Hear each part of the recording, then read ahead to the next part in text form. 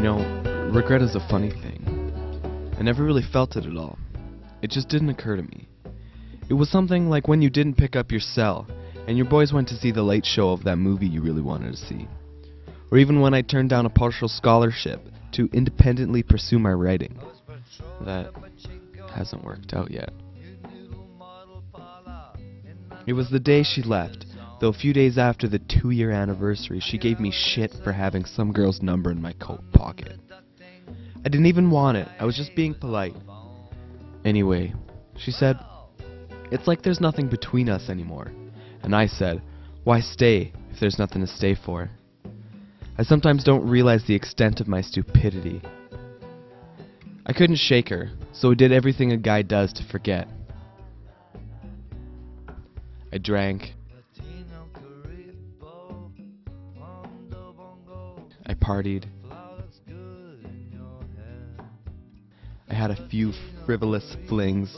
Nothing was as good. I heard she was dating some Abercrombie and Fitch wearing trust fund baby bitch whose parents bought him a Stingray, throw him a couple grand each month to keep him out of trouble. Needless to say, I was insulted. You know, I did everything except crying my eyes out. I only got moist once. Maybe if I was some cheeseball emo kid with a pink and black faux hawk, I could toss on some dashboard and let Chris Carrabba coax the tears out.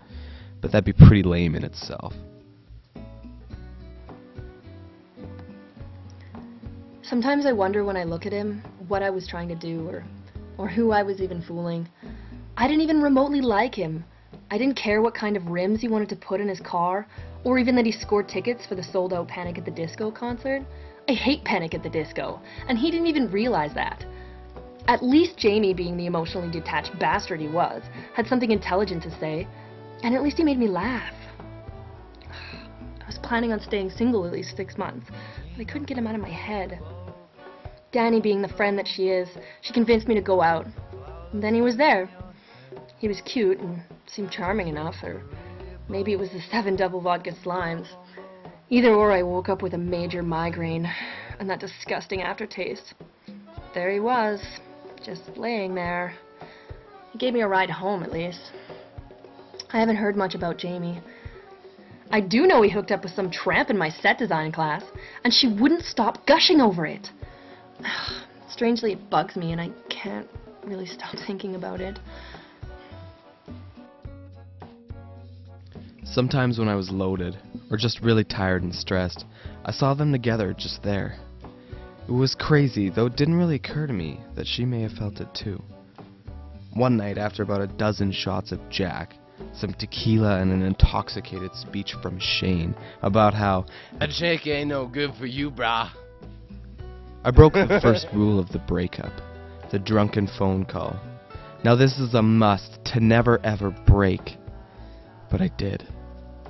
And proceeded to say all the stupid things you say when you're loaded, like, "I miss you so much, I want you back, I love you, yada yada yada." Thank God I only got her voicemail. Still, tomorrow's gonna be awkward. Ugh, I hated last night.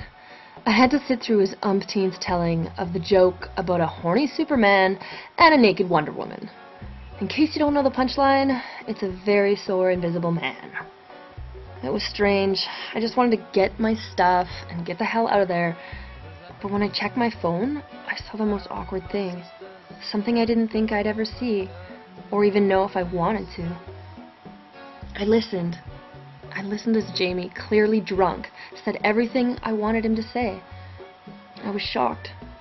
How do I reply to that? I could send a text. It's a little cold-hearted, though. Or maybe risk a weird phone call? Or I could just go over there. I still had to grab my toothbrush and my AFI CD. As I tried to figure out what to do, I found myself acting on impulse.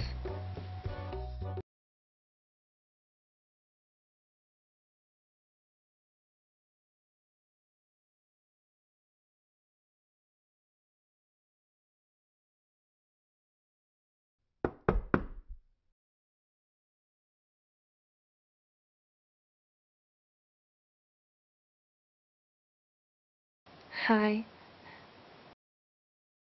Hi.